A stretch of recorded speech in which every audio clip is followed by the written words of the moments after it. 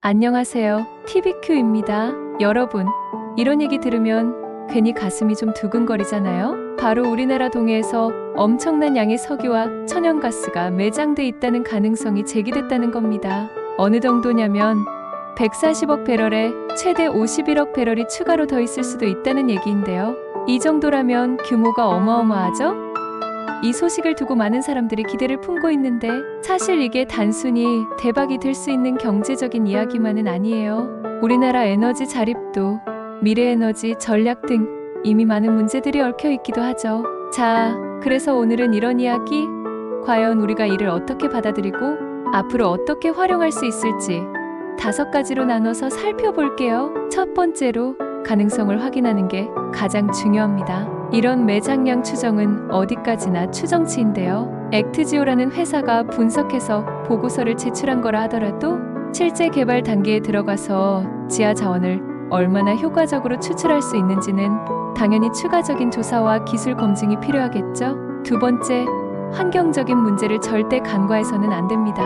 아무리 많은 자원이 있다 해도 그 추출 과정에서 해양 생태계, 환경에 미칠 영향을 꼼꼼히 따져봐야 합니다. 개발로 인해 발생할 수 있는 해양오염, 생태계의 파괴 등의 가능성도 항상 눈여겨봐야 하죠. 세 번째, 기술력에 대한 고민이 이어져야 합니다. 석유나 가스를 뽑아내는 건 단순히 자원이 많은 것으로 끝나는 일이 아니에요. 이를 효과적으로 개발하고 활용할 수 있는 기술력까지 우리 내부에서 충분히 갖추고 있어야만 그 모든 게 현실로 이어질 수 있습니다. 네 번째, 에너지 전략과 자원 배분 문제를 심도 있게 논의해야 합니다.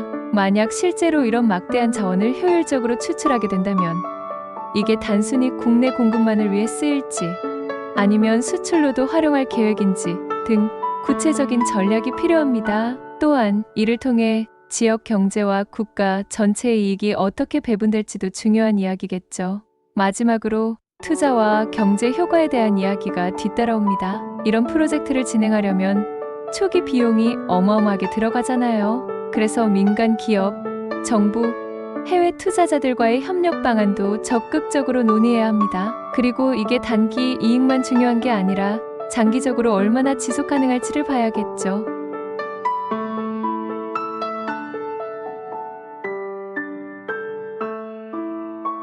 이 5가지를 한번 요약해 볼게요. 먼저 매장 가능성 확인, 두 번째는 환경을 꼼꼼히 따져보는 일, 세 번째는 기술력 확보, 네 번째는 전략적 접근, 그리고 마지막으로 투자와 경제적 지속 가능성을 고민하는 것이 필요합니다. 동해의 이 엄청난 자원은 우리나라의 새로운 기회이자 도전일 수 있습니다. 자, 이제 중요한 건 이 기회를 단독적인 이슈로 끝내는 게 아니라 경제적, 환경적, 기술적 모든 측면에서 제대로 준비하는 것이겠죠?